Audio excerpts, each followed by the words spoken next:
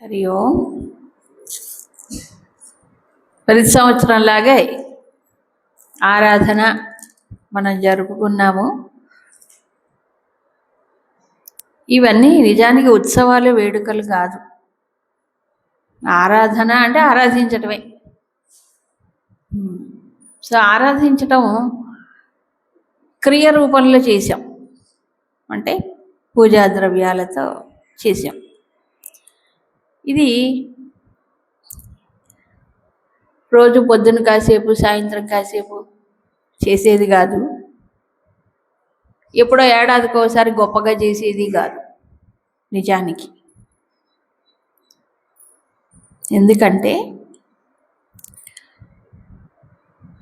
జీవితంలో అన్ని కర్మలు ఆరాధనగా మార్చుకోవటమే అసలు సాధన. యద్యత్ కర్మ కరోమి దత్తదఖిలం శంభో తవారాధనం చెప్పారు కదా. శంభుడైనా, శివుడైనా, అమ్మవారైనా, గురువైనా ఒకటే. సో ఏ కర్మ చేసినా కర్మలని ఆరాధనగా మలుచుకోవాలి, మార్చుకోవాలి. అయితే ఈ ఆరాధనగా మార్చుకోవడానికి ఎవరు అడ్డం వస్తారు, ఎవరు ఆటంకం కలిగిస్తారు? తెలుసు అందరికీ, తెలియకపోవడం ఏం లేదు. కర్మయోగాలు చెప్పిందే అది. సమర్పణ సమర్పణ అన్నారు. అడ్డం వచ్చేది మైండ్. ఏమిటది? మనస్సే అన్నిటికీ మూల కారణం. అమ్మగారు మేము 2001లో 2002లో ఈ పుస్తకం పబ్లిష్ చేసాం, గోల్డెన్ స్ప్రింగ్స్ అని. మాతాజీ సాధనలో వివిధ దశల్లో గురుదేవుల దగ్గర ఉన్నప్పుడు, సాధన చేస్తూ ఉన్నప్పుడు, ఏకాంతంలో ఉన్నప్పుడు కొన్ని చెప్పాను కదా, మనసులో తోచినవి, అనుభవించినవి, సాధనలో ఎదుర్కొన్నటువంటి ఆటంకాలు, సో అన్ని విషయాలు ప్రస్తావించారు, ప్రతిదీ కూడా. అందుకు సాధకులకు ఒక గైడ్ అంటే తెలుసు కదా, గైడ్ లాంటిది ఒక రకంగా. ఒక్కొక్క దశలో ఒక్కొక్క రకమైనటువంటి ఒక కనువిప్పు, ఒక ఎరుకని కలుగజేస్తాయి.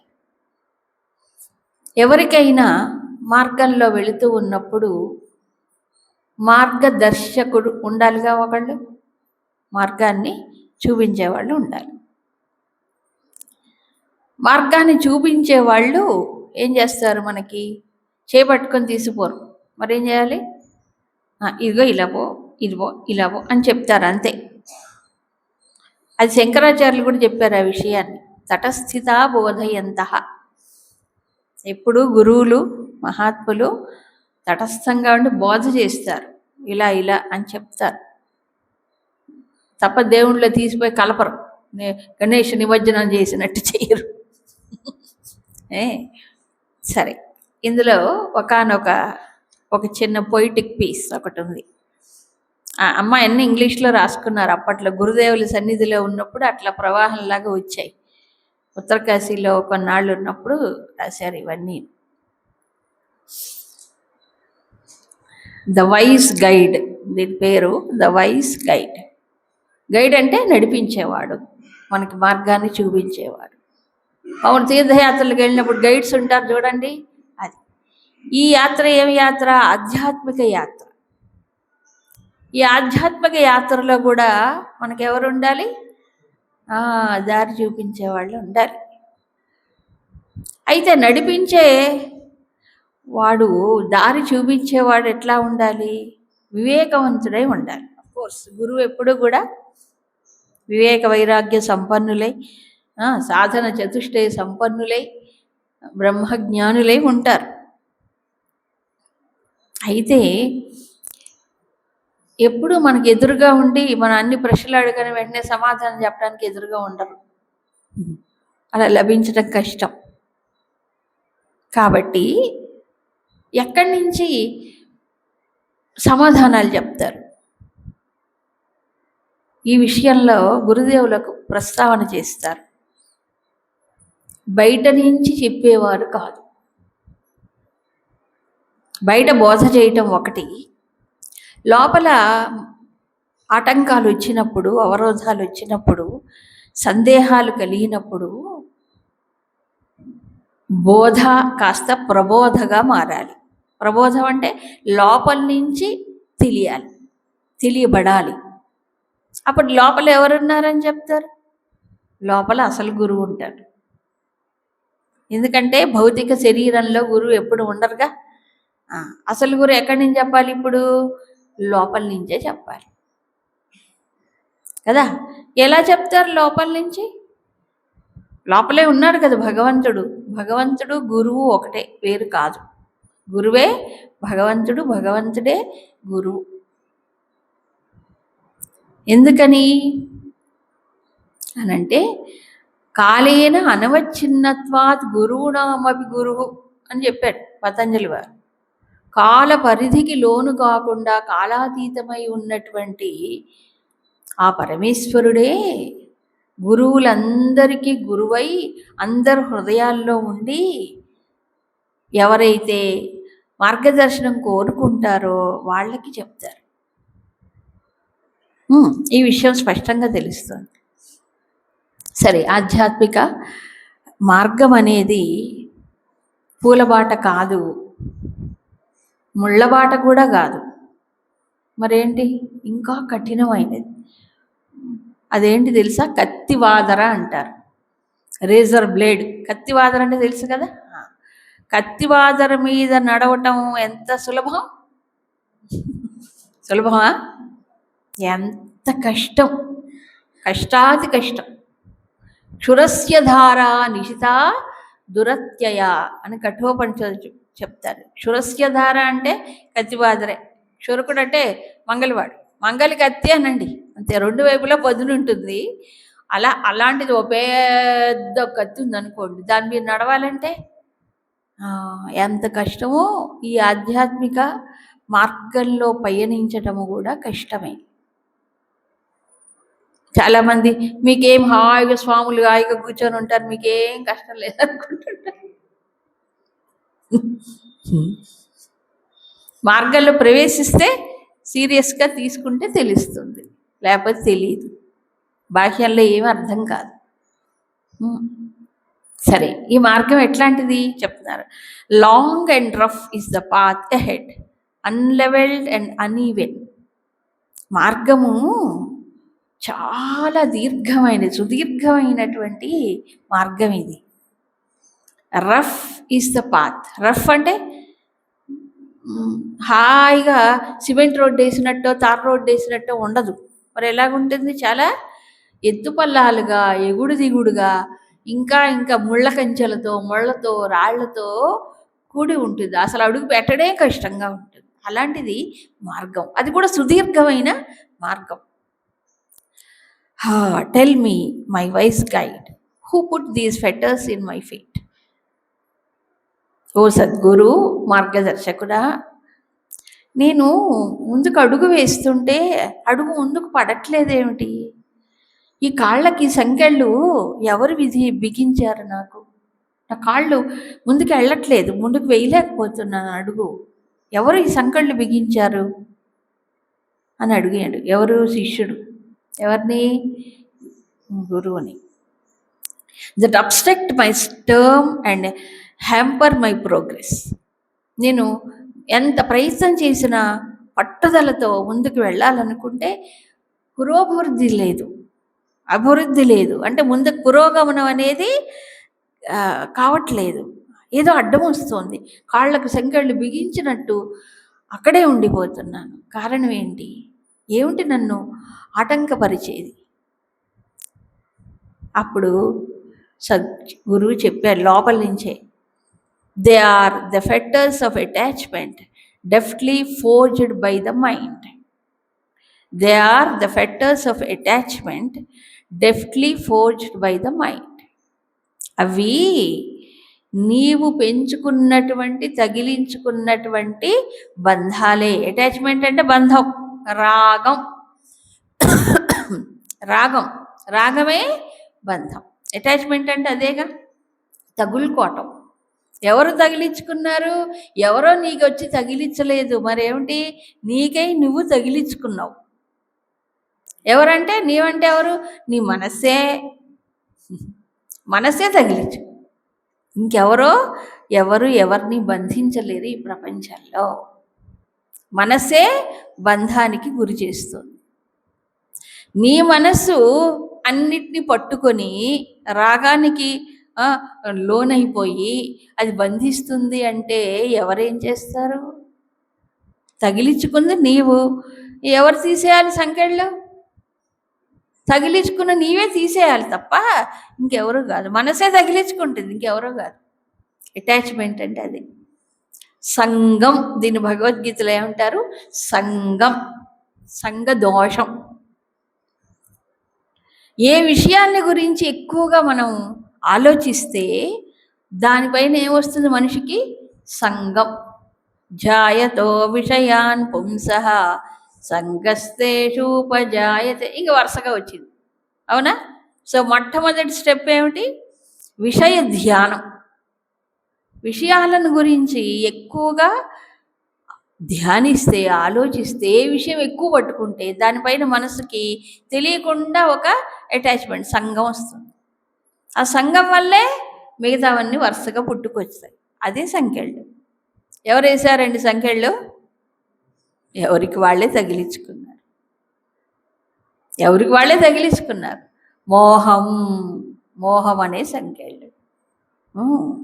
సంగం, సంగం అంటే తగులుకోవటం. మనసే తగులుకుంటుంది అన్నిటికీ.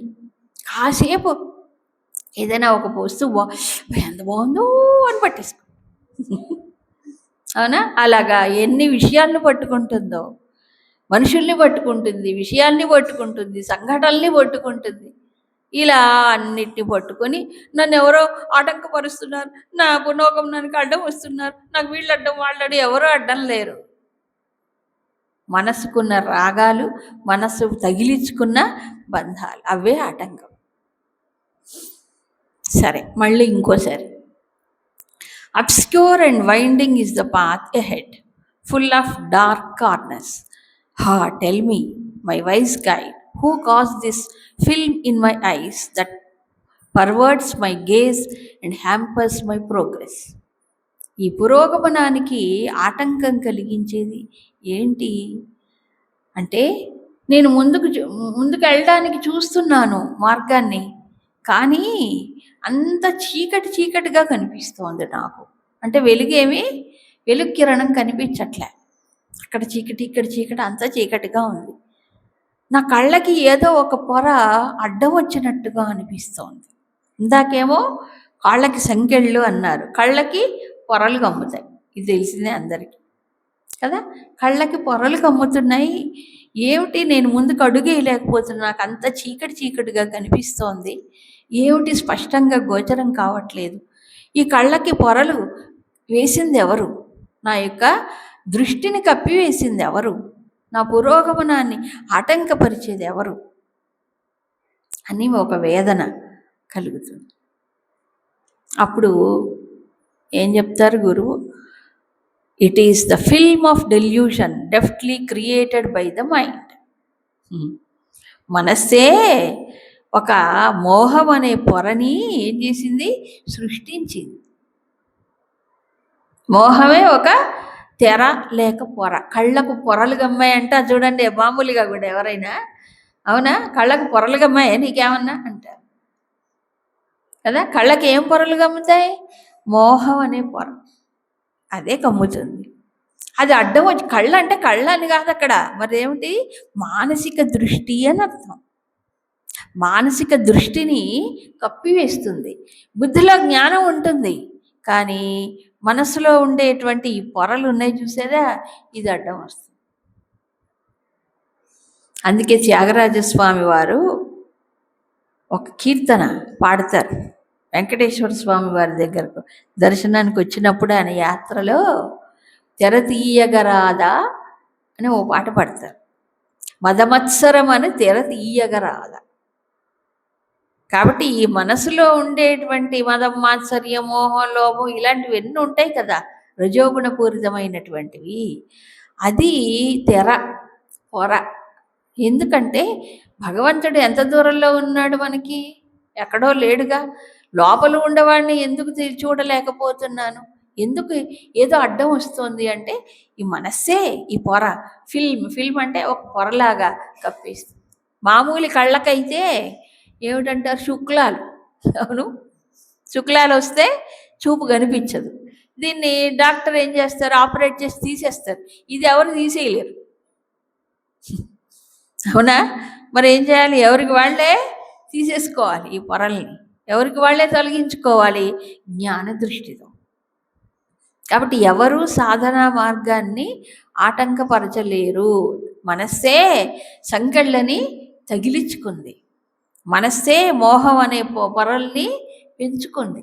ఇది సరే, ఇంకా ముందుకు పోతాను. Strenuous and hard is the path ahead, severe and awful.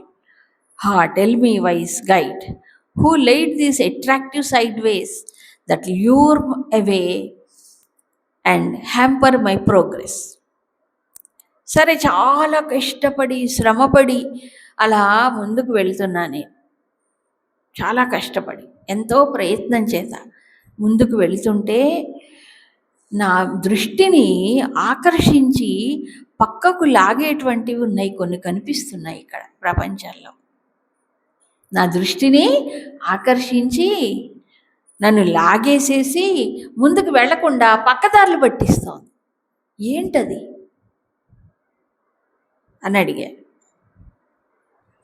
అప్పుడు చెప్పారు సమాధానం. They are the side ways of desires deftly laid by the mind. నిన్ను పక్కకు లాగేది, పక్కదారులు మళ్ళించేది ఎవరంటావు? నీలో ఉండే కోరికలే. మనసులో ఉండే కోరికలే పక్కదారి పట్టిస్తాయి. అంతేగాని అవేవి నిన్ను బలవంతంగా లాక్కెళ్తాయా? ఏమైనా లాక్కెళ్ళవు. మనసులో కనుక కోరిక ఉంటే లాగుతుంది, కోరిక లేకపోతే లాగదు. ఇప్పుడు సారాయి కొట్టు ఉందండి, ఏ ఊళ్ళో అయినా సారాయి కొట్లు ఉంటాయి. ఎవరిని లాగుతుంది అది చెప్పండి? ఎవరిని లాగుతుంది? దాని మీద కోరిక ఉండి, బాగా అలవాటు ఉండి, అది కావాలనుకునేవాడు ఇక తట్టుకోలేడు, వెళ్ళిపోతాడు. అవునా కదా? ఇప్పుడు మనలాంటి వాళ్ళు ఉన్నారు, మన కంపు అసలు ఆ వాసనే గెట్టదు. అవునా కదా? ఎవరైనా అంత దూరంలో ఉంటేనే తట్టుకోలేం. ఇప్పుడు మన ఆకర్షించదు కదా. దీన్ని బట్టి చూస్తే నన్ను పక్కదారి పట్టిస్తూ నన్ను అల్లా లాగుతుంది, ఇది లాగుతుంది అనుకుంటాడు. కానీ మనిషి లాగేదేమిటి? వస్తువులు కాదు, మరేమిటి? లోపల ఉండే కోరికలే. సో మనసులో ఉండే కోరికలే పక్కదారి పట్టిస్తున్నాయి. అది అర్థం చేసుకోకుండా ఏమంటాడు? ప్రపంచం ఆకర్షిస్తుంది, ప్రపంచం విజయిస్తుంది అని అంటాడు. కాబట్టి ఎప్పుడూ కూడా సర్వసాధారణంగా సామాన్యమైన వ్యక్తి దోషము ఏం చేస్తాడు? ప్రపంచం పైన వేసేస్తాడు, నెపము ఇంకోళ్ళ మీద నెట్టేస్తాడు. అవునా కదా? కానీ సాధకుడు అలా ఉండకూడదు. పురోగమనం జరగట్లేదు అని అంటే, ఆటంకాలు ఎదురవుతున్నాయి అంటే, పక్క చూపులు చూస్తుంది అంటే కారణం మనస్సే. అది గుర్తించాలి. ఎవ్వరూ ఆటంకపరచలేరు, ఎవరు విఘ్నాలు కలిగించలేరు ఎక్సెప్ట్ ద మైండ్. ఎందుకంటే సాధన చేసేది దేంతో? మనసుతోనే కదా. ఇంకెవరు మనల్ని లాగుతారు? అదే లాగుతుంది, అదే పక్కదారులు పట్టిస్తుంది. అవునా? అదే కళ్ళకి మోహం అనే పొరలు కప్పిస్తుంది, అదే కాళ్లకు చెంకెళ్ళు వేస్తుంది. అంటే ముందుకు వెళ్లకుండా, పురోగమనం లేకుండా సాధనా మార్గంలో ఆటంకం కలిగిస్తుంది. ఎవరు అంటే మనస్సే. మన ఏవ మనుష్యాణం కారణం బంధమోక్షణం. శంకరాచార్యులు చెప్పారు, అందరూ చెప్పారు సింపుల్గా ఒక మాటలో. మనస్సే దేనికి కారణం? బంధానికి కారణము, మోక్షానికి కారణం. ఎవరు? మనస్సే. సో ఇప్పుడు ఫైనల్గా కల్ప్రిట్ ఎవరండి? అది సంగతి కదా.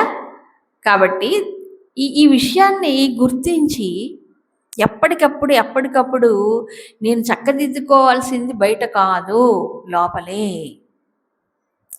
నన్ను నేను దిద్దుకోవాలి, మలుచుకోవాలి, మార్చుకోవాలి అని ఎలర్ట్గా ఉండటమే సాధన. ఎంత శాస్త్రజ్ఞానం ఉన్నా ఈ జ్ఞానాన్ని మనసు ఆటంకపరిచినప్పుడు గనక మనం సమన్వయం చేసుకోకపోతే జ్ఞానమే దీనికి తప్పటడుగులు పడిపోతూనే ఉంటాయి. జ్ఞానం ఉన్నా వేస్ట్ అయిపోతుంది. తీర్థానికి తీర్థం, ప్రసాదానికి ప్రసాదం అన్నట్టు వేస్ట్ అయిపోతుంది. కాబట్టి ఈ అలర్ట్నెస్ అనేది కావాలి. అయితే ఈ గుర్తింపు ఉంది చూశారు, మెలకువ జాగరూకత అనేది ఉంటే అప్పుడు వెంటనే తెలిసిపోతుంది. ఓ మనసు ఇటు పోతుంది, మనసు ఇల్లు చేస్తుంది, ఇదే కారణం అని అర్థమవుతుంది. అది కానప్పుడు మనస్సు ఏం చేస్తుంది తెలుసా? జాగరూకత లేనప్పుడు, మెలకువ లేనప్పుడు ఎంతసేపటికి మోసం చేస్తుంది. జిత్తులు మారి నక్క జిత్తులు మారి నక్క నయం.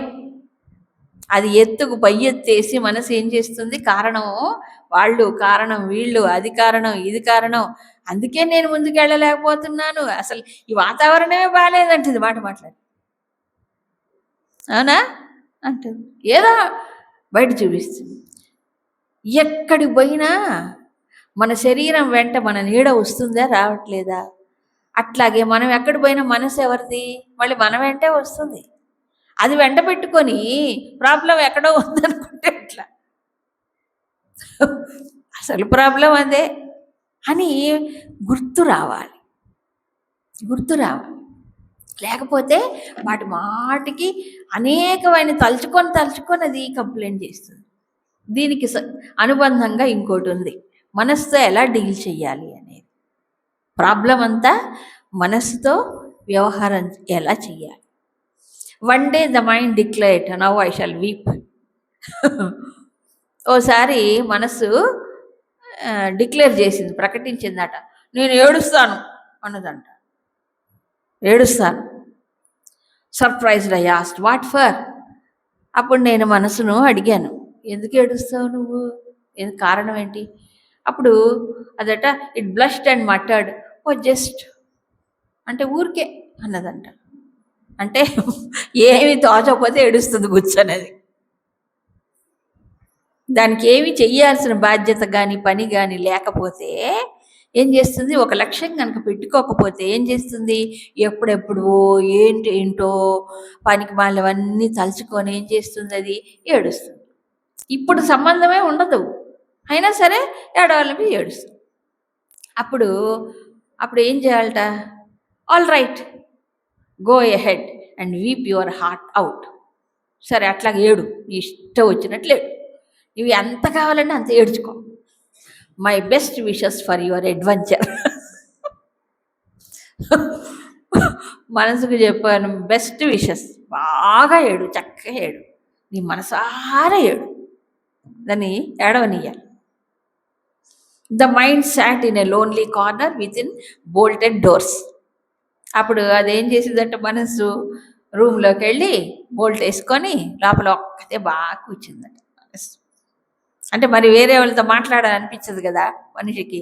లోపలికి వెళ్ళి కూర్చొని it imagine to itself the many unkindness that might be shown by others and how it would suffer them all without a word of complaint.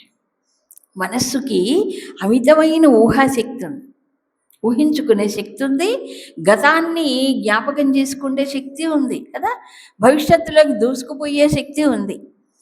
అయితే ఈ ఊహాశక్తి ఒక్కొక్కసారి మనిషికి పిచ్చి ఊహలు ఉంటాయి.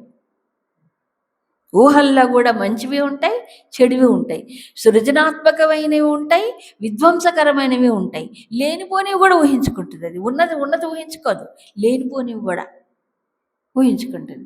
ఏం ఊహించుకుంటుందట అంటే వాళ్ళ unkindness, many unkindness that might be shown by others.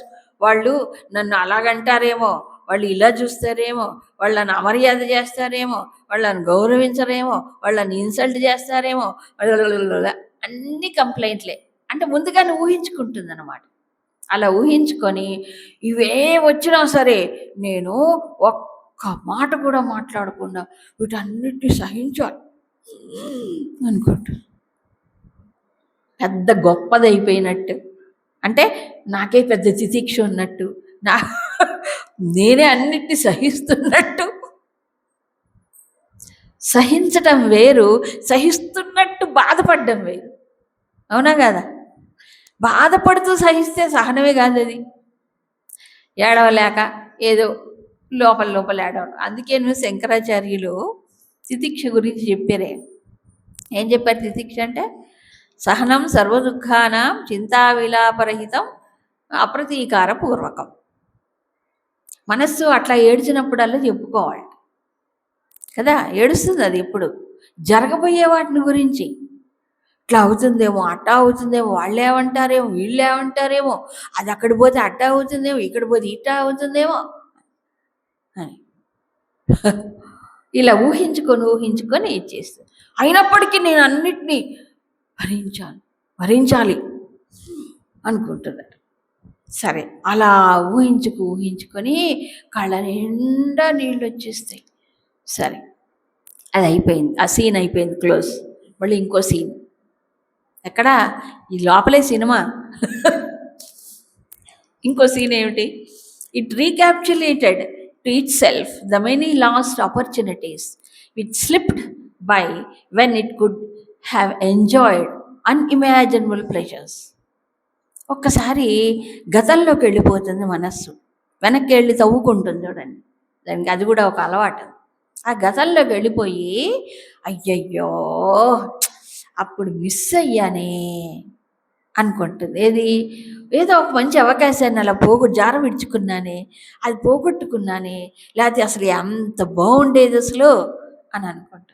అంటే జరిగిపోయినవి, జారిపోయినటువంటి అనుభవాలు కానీ, ఒక అవకాశాలు కానీ ఉంటుంది కదా, అవన్నీ తలుచుకొని అప్పుడు అట్లా చేయకుండా ఉంటే అసలు ఎంత బాగుండేదో నా లైఫ్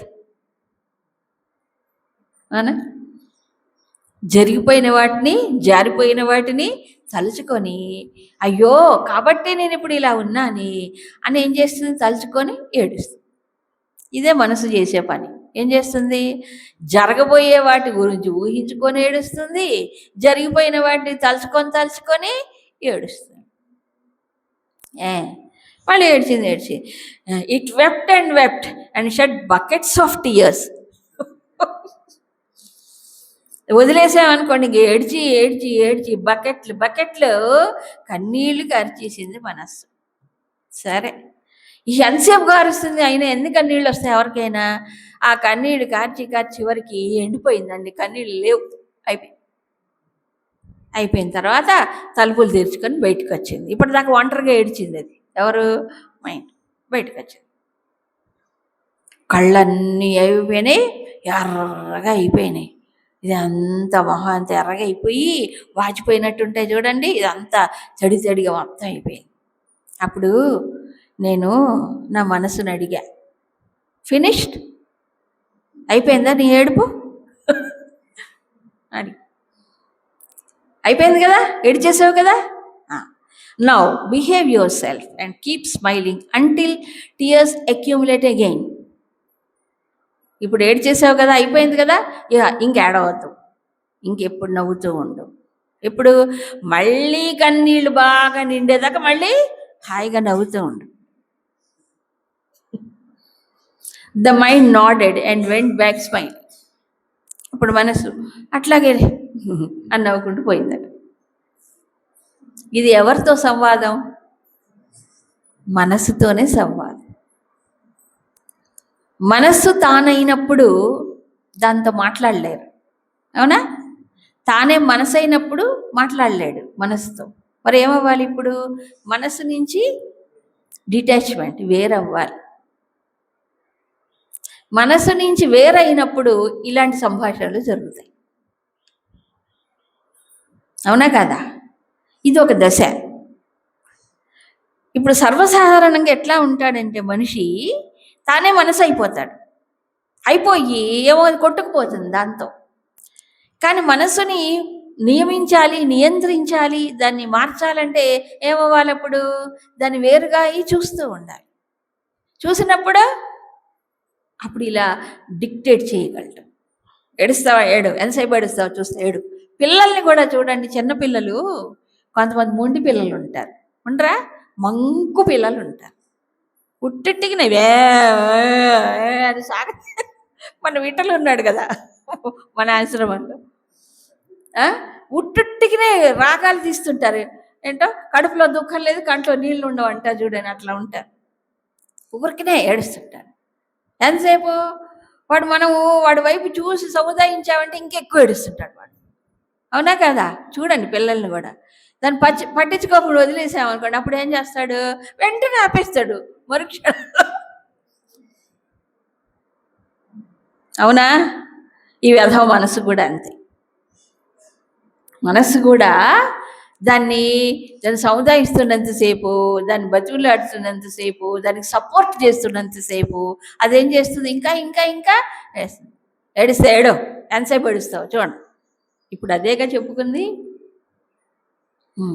ఏడ్చి ఏడ్చి ఏడ్చి తలుచుకొని విచిత్రం ఏంటంటే అయిపోయింది ఎప్పుడో 20 ఏళ్ల క్రితం అయిపోయి ఉంటుంది, ఇప్పుడు ఏడుస్తుంటుంది కూర్చొని. దానికి ఎందుకు ఇలా చేస్తుంది మైండ్? పని లేక అని అర్థం. అంటే మనసుకు ఎప్పుడు సరి అయిన డైరెక్షన్లో దాన్ని తిప్పుకోవాలి. అందుకే శాస్త్రజ్ఞానం కావాలన్నాడు. శాస్త్రజ్ఞానం కావాలి, ప్లస్ దానికి తగినటువంటి డైరెక్షన్ అంటే దిశ కావాలి. మనసును ఎటు తిప్పుకోవాలి, ఎటువైపు మళ్ళించాలి, ఏమో ఆలోచించాలి. ఎప్పుడు అది గమనించుకోకపోతే అదే లాగిపారేస్తుంది మనిషిని. అంతేనా? నా మనసు నన్ను లాగేస్తుందండి, నా మనసు నన్ను ఇది చేయట్లేదండి అంటారు. నీ మనసు నిన్ను లాగటమేంటి? మనసు నీదే కదా అనుకోడు మనిషి. మనసు నాదైనప్పుడు దాన్ని నేనేం చేయాలి? అప్పుడు చూడాలి కదా, చూసి నియంత్రణ చేయాలి కదా. చూడండి విచిత్రంగా కంప్లైంట్, నా మనసు నన్ను లాగేస్తే. నీ మనసు నిన్ను లాగితే నేనేం చేయను? ఏ గురువు అయినా ఏం చేస్తారు చెప్పండి? ఏం చేయలేరు కదా. ఇప్పుడు నువ్వు పోనీలే, నీ మనసు తీసుకొచ్చి నాకు ఇయ్యి, అప్పుడు నేను ఏమైనా చేస్తా. ఇవ్వటమే కష్టం, ఇవ్వలేడు మనిషి కదా. కాబట్టి ఇవన్నీ కవిత్వాలు కాదు, సాధన దశలు. కాబట్టి మనస్సుకు వేరయ్యి గమనించాలి దాని చేష్టలు, దాని అల్లరి చేష్టలే ఇదంతా. తెలియకుండానే అది తనంతట తాను బాధల్లోకి ఇరుక్కుపోతుంది, ఊహించుకుంటోంది, ఊహాలోకంలోకి విహరిస్తుంది. అందుకేనేమో గతము భవిష్యత్తు ఈ రెండు ఉన్నాయి. గతంలో దూరటం, లేకపోతే భవిష్యత్తులో ఎగిరిపోవడం, ఈ రెండు ఉంటాయి. మధ్యలో ఉంది అదేమిటి? వర్తమానం. శాస్త్రం చెప్పేదంతా ఇదే. వర్తమానం అంటే ప్రజెంట్, ఇప్పుడు జరిగేది. ఒక్కోసారి మనిషికి అది కూడా చెప్తారు గురుదేవులు, ఈ జరిగేదాని విషయంలో కూడా మనిషికి ఏముంటుందట? టెన్షన్. దాని భగవద్గీతలో గుర్తుందా? యుద్ధస్వ విగత జ్వర. జ్వరం అంటాడు అక్కడ, జ్వరం అనే పదం వాడతాడు. యుద్ధస్వ విగత జ్వర. జ్వరం అంటే ఒక రకమైన మానసికమైనటువంటి ఆందోళన, టెన్షన్. అది వదిలి యుద్ధం చేయవయ్యా అంటాడు కృష్ణుడు. ఈ 3 ఛానల్స్లో మనిషికి ఎనర్జీ వేస్ట్ అయిపోతుంది, మెంటల్ ఎనర్జీ. ఏది? గతంలోకి తలుచుకొని దూరిపోవడం, లేకపోతే భవిష్యత్తును ఊహించుకొని భయపడి బాధపడటం, లేకపోతే ఈ వర్తమానంలో జరిగిన దాని గురించి టెన్షన్, ఆందోళన పడటం, అలజడికి లోనవడం. ఈ 3 channels energy dissipation, energy waste అయిపోతుంది. ఇవన్నీ పోవాలి. అందుకే ఏమన్నాడు? మయి సర్వాణి కర్మాణి సన్యస్యాధ్యాత్మ చేతస. ఇంకోటి, మనసు ఒక్క ఖాళీగా పెట్టామనుకోండి, దానికి ఏం సపోర్ట్ లేకుండా, ఆధారం ఇవ్వకుండా, దానికి ఊతకర్ర ఏదో ఒక ఆధారం ఇవ్వాలి, చూపించాలి. ఆధారం ఇవ్వకుండా, ఆలంబన ఇవ్వకపోతే మనసు ఏం చేస్తుంది? వెళ్ళిపోతూనే ఉంటుంది, రకం మళ్ళీ పరిగెడుతుంది. దానికి ఒక ఆధారం, ఒక ఆలంబన ఇవ్వాలి. ఆ ఆధారం, ఆ ఆలంబనే శాస్త్రము, గురువు. ఈ రెండు మనకి చూపించేది గురువు కానీ శాస్త్రం కానీ భగవంతుడు, అంతేగా. సో భగవంతుడిని ఆలంబనగా ఇచ్చి ఆధారంగా ఇవ్వాలి. నువ్వు ఎక్కడైనా తిరుగు, ఆయన చుట్టూ తిరుగు. నువ్వు ఏ పనైనా చెయ్యి, మళ్ళీ అక్కడికి వచ్చి కూర్చోం కదా. ఈ ఆలంబన, ఈ ఎలా తీసుకోవాలి ఆలంబన అనేది చూపించేది శాస్త్రము, గురువు. కాబట్టి ఈ ఆలంబన తీసుకున్నప్పుడు ఏం జరుగుతుందంటే మనిషి ఎలర్ట్గా ఉంటాడు.